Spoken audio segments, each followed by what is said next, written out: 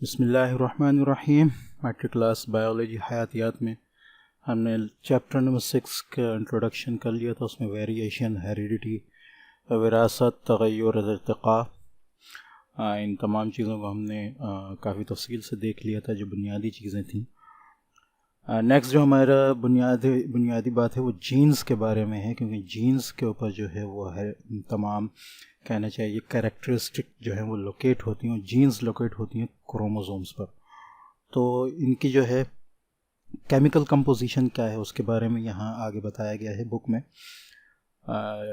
Book में थोड़ा सा तफसील से है, तो इसको हम आसानी से एक प्रेजेंटेशन से समझ लेते हैं। पहली बात तो ये कि क्रोमोसोम्स हर जानदार के अंदर फिक्स नंबर होते हैं, यानी जितने भी नंबर है, जैसे इंसान के अंदर जो है 46 क्रोमोसोम्स होते हैं, तो वो तमाम इंसानों के अंदर, उस स्पीशी के अंदर 46 क्रोमोसोम ही होंगे।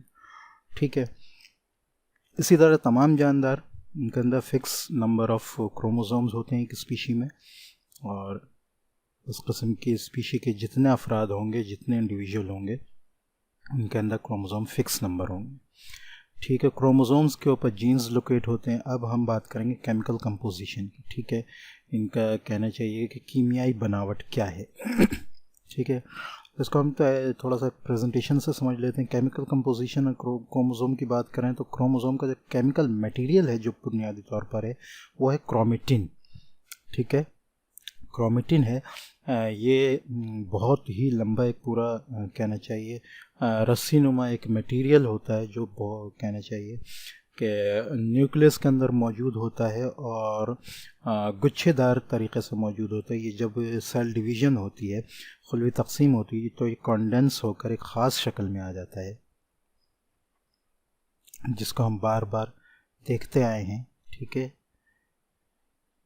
इस शक्ल में या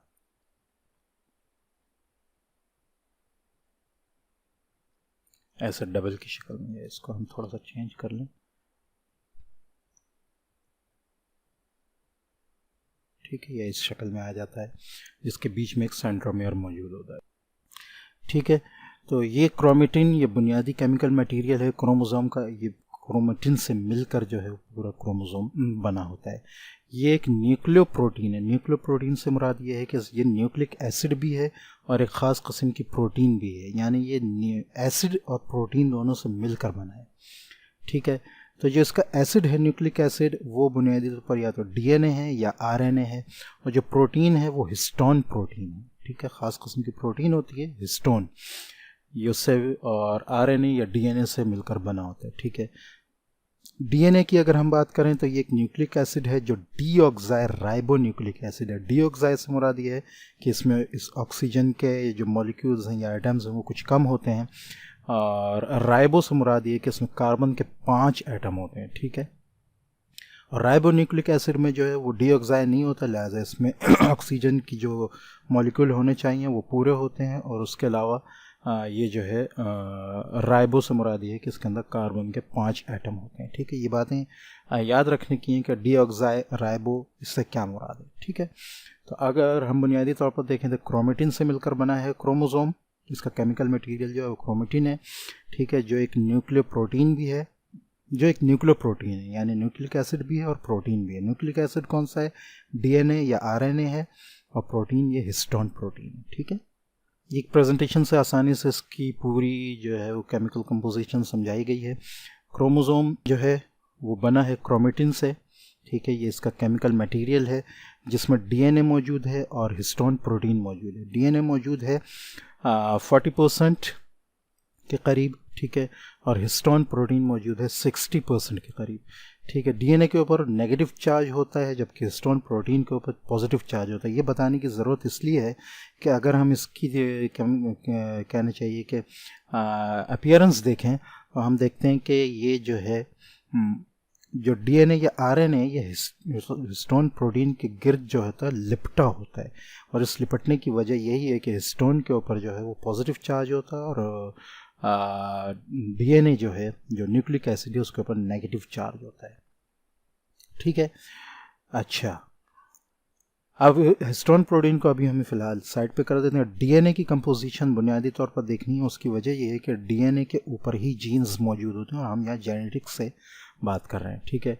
तो डीएनए जो किसी भी सेल के अंदर मौजूद है या क्रोमोसोम के अंदर मौजूद है, वो बिलियंस ऑफ न्यूक्लियोटाइड से मिलकर बना है, ठीक है। न्यूक्लियोटाइड क्या होता है? न्यूक्लियोटाइड के अंदर 3 किस्म के मॉलिक्यूल्स मौजूद होते हैं, ठीक है। एक राइबोज शुगर होता है जो डीऑक्साई भी हो सकता है, और राइबोज डीऑक्साई के बगैर भी हो सकता है, ठीक है। दूसरा, इसके अंदर फॉस्फोरिक एसिड होता है, ठीक है, H3PO4 होता है। और तीसरा कोई ना कोई नाइट्रोजिनस बेस होता है, जो नीचे भी हम देखेंगे, ठीक है। तो इन 3 चीज़ों से मिलकर बना है।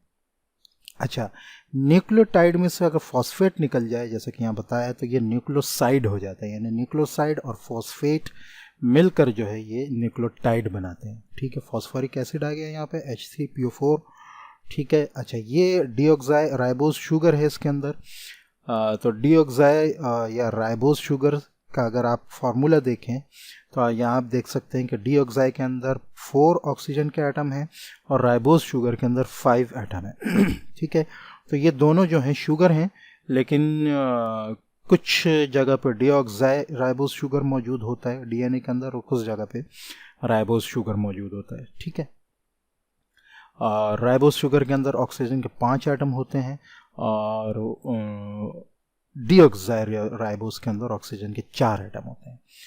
अच्छा, राइबोज शुगर हो या डीऑक्साई राइबोज, इसमें राइबोज से मुराद जैसे कि ऊपर अभी बताया ये है कि इसके अंदर कार्बन के 5 एटम मौजूद होते हैं, इसी वजह से ये पेंटोज शुगर भी कहलाता है, ठीक है। तो ये फॉस्फोरिक एसिड और डीऑक्साई या राइबोज शुगर की बात हो गई। यहाँ पे तीसरी जो चीज़ यहाँ अंदर मौजूद होती है न्यूक्लियोटाइड में, जिससे बना होता है, वो होता है नाइट्रोजिनस बेस, ठीक है। नाइट्रोजिनस बेस 2 किस्म के हैं, एक प्यूरिन बेस होता है, ठीक है, इसमें डबल रिंग होते हैं। एक पैरामिडीन बेस होता है, इसमें सिंगल रिंग होता है। सिंगल रिंग और डबल रिंग से क्या मुराद है, इसको हम ज़रा सा देख लेते हैं। ये जो है ये प्यूरिन बेस है, ठीक है, और ये जो है ये पैरामिडीन बेस है, ठीक है। तो आप देख सकते हैं पैरामिडीन बेस का एक रिंग है, जबकि प्यूरिन बेस का डबल रिंग है, ठीक है। ये इससे मुराद है। इसको अभी हम पिक्चर्स को भी देखेंगे इंशाल्लाह। तो प्यूरिन बेस 2 किस्म के होते हैं, ग्वानिन और एडेनिन, ठीक है। जबकि पैरामिडीन बेस जो है वो साइटोसिन होता है या थाइमीन होता है, और बाज़ कहना चाहिए कि आरएनए के अंदर जो है वो थाइमीन की जगह यूरासेल होता है। ये आप देख रहे हैं कि या तो डीएनए बनता है इसकी वजह से या आरएनए बनता है। तो जहाँ आरएनए होगा वहाँ थाइमीन की जगह जो है वो यूरासिल होगा, ठीक है। अच्छा, तो ये दोनों बेस हैं, ये मिलकर जो है बॉन्डिंग बनाते हैं नाइट्रोजिनस बेस के अंदर, ठीक है।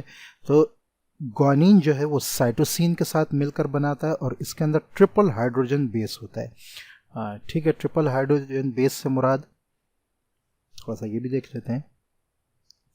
ये जो है बॉन्ड बने हुए हैं, अगर हम ये देखें ये एडेनिन है। पहले हम इसको देख लेते हैं यहाँ पे ज़रा सा।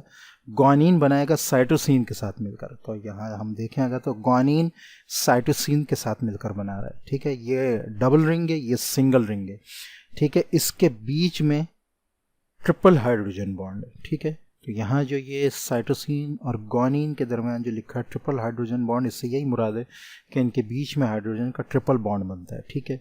जबकि एडेनिन और थाइमीन के या एडेनिन और यूरासिल के दरमियान जो बनता है वो डबल हाइड्रोजन बॉन्ड बनता है। इसको अगर हम पिक्चर में देखें तो ये, ठीक है, ये डबल हाइड्रोजन बॉन्ड यहाँ बनेगा, ठीक है। तो यहाँ ये देख लें, ये जो है ये पेंटोज फॉस्फेट है, ये पेंटोज शुगर है, ठीक है। डीएनए या आरएनए जो कुछ भी कह लें आप, ठीक है। यहाँ तो ये डीएनए है, ठीक है, और ये जो है ये नाइट्रोजिनस बेस है, ठीक है। तो ये जो है एक ही पेज के अंदर पूरा जो है क्रोमेटिन, उसके बाद डीएनए का जो है आसान सा हमने यहाँ समझ लिया है कि उसके अंदर केमिकल कंपोजिशन क्या होती है। अब इसको हम थोड़ा सा पिक्चर के अंदर भी समझ लेते हैं। जैसे कि बताया कि प्यूरिन जो रिंग है वो डबल रिंग होता है, ठीक है। तो प्यूरिन बेस जो है वो ग्वानिन होता है या एडेनिन होता है, ठीक है। पैरामिडीन बेस जो होता है वो साइटोसिन हो सकता है, थाइमीन हो सकता है, और आरएनए के अंदर थाइमीन की जगह यूरासिल हो सकता है, ठीक है। अब ये यहाँ पर बॉन्डिंग भी दिखा दी गई है, ठीक है। एक पूरे साइड पर अगर हम थोड़ा सा बुक को देख लें तो ये केमिकल कंपोजिशन यहाँ बता दी है। यही सारी बताई गई है। ये जो है ये प्यूरिन बेस है, ठीक है, और इसके साथ ये जो है पेंटोज शुगर है, ये फॉस्फेट ग्रुप है। इन तीनों से मिलकर न्यूक्लियोटाइड बना है जो कि डीएनए के अंदर मौजूद है, ठीक है। अच्छा, ये तस्वीर भी बनी है, इसको हम सही तरीके से जो है वो प्रेजेंटेशन के अंदर देख लेंगे, ठीक है। अच्छा, DNA of a chromosome exist as one very long double standard fibre, a duplex, ठीक है, which extends unbroken through the entire length of this chromosome. ये पूरा जो है इस तरह यूं जो है एक धागा नुमा जो है पूरा एक डबल रिंग इस तरह बना होता है। तो ये जो ये घूम रहा है धागा, ये साइड है, ठीक है, और ये जो दूसरा जो ये घूम रहा है ये साइड है, ठीक है। और इनके बीच में जो है ये बॉन्डिंग हुई है जो न्यूक्लियोटाइड्स और हाइड्रोजन बॉन्ड्स के साथ हुई है, ठीक है। इसको अगर हम इस पिक्चर में भी देख लें तो ये इस तरह है, ठीक है। एडेनिन थायमीन के साथ मिलकर बना रहा है और ग्वानिन साइटोसिन के साथ मिलकर बना रहा है। यहाँ पर जो है ये शुगर फॉस्फेट है, ठीक है। शुगर फॉस्फेट से मुराद ये कि राइबोस शुगर भी है, ठीक है, और फॉस्फेट के जो है वो एटम्स भी हैं यहाँ पे, मॉलिक्यूल्स भी हैं यहाँ पे, ठीक है, जैसा कि यहाँ पे ये नज़र आ रहा है, ठीक है। अच्छा, ये इस तरह बहुत लंबे लंबे कहना चाहिए कि धागे बना रहे होते हैं और बीच में जो है ये इस तरह न्यूक्लियोटाइड और हाइड्रोजन बॉन्ड जो है वो बॉन्डिंग करके होते हैं। ये पूरा इसका रील दिखा दिए, ये पूरी डीएनए की रील जा रही है। ये रील जो है ये हिस्टोन प्रोटीन है, इसके गिर्द इस तरह बहुत ज़्यादा कॉइलिंग के साथ जो है लिपटी होती है और ये कॉइलिंग बढ़ती जाती है और उसके बाद बहुत ज़्यादा कॉइलिंग हो जाती है और फिर ये कॉइलिंग मज़ीद बढ़ती जाती है और इससे पूरा सुपर कॉइल्स बन के फिर इस तरह जो है क्रोमेटिन मटेरियल बनता है और यही क्रोमेटिन मटेरियल जो है ये पूरा मिलकर जो है एक क्रोमोसोम बनाता है, ठीक है। तो ये थी केमिकल कंपोजिशन। एक आसान से तरीके से डीएनए को अगर हम देखें तो डीएनए में जो क्रोमोसोम है न्यूक्लियस के अंदर वो जो है कहना चाहिए उसमें जो क्रोमेटिन मटेरियल मौजूद होता है वो 7 फीट लंबा होता है, लेकिन वो बिल्कुल एक छोटी सी जगह में जो है वो आ जाता है। उसकी वजह ये होती है कि डीएनए जो है हिस्टोन प्रोटीन के साथ बहुत ज़्यादा कॉइलिंग के साथ जो है वो अंदर मौजूद होता है, ठीक है।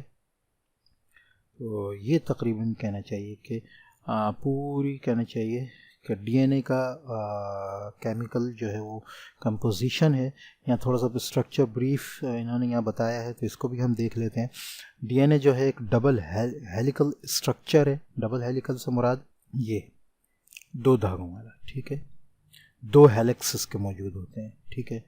अच्छा, ईच हेलिक्स आप पॉलीन्यूक्लियोटाइड चेन, पॉलीन्यूक्लियोटाइड यानी बहुत सारे न्यूक्लियोटाइड जो हैं वो बना रहे होते हैं। ये जो हेलिक्स है ये इसके अंदर बहुत सारे न्यूक्लियोटाइड्स मौजूद होते हैं यहाँ पे, ठीक है, ट्विस्टेड अराउंड ईच अदर, जो एक दूसरे के गिर्द लिपटे होते हैं। The outer part is called upright which are made up of deoxyribose sugar and phosphate. ये पार्ट जो है अगर हम कहें ये वाला पार्ट ये अपराइट कहलाता है, ठीक है, और अंदर का जो पार्ट है वो रंग्स कहलाता है, ठीक है। उर्दू की बुक में भी देख लेते हैं कि ये उर्दू की बुक में क्या चीज़ है। डीएनए एक दोहरी मरगूली साख्त है, ठीक है, इसका हर मरगूला या सीढ़ी बहरहाल कटहरा अपराइट और कदमचे रंग्स, ठीक है। यहाँ पर भी ये बताइए लेकिन हम इसको उसमें ज़्यादा अच्छी तरह देख चुके हैं।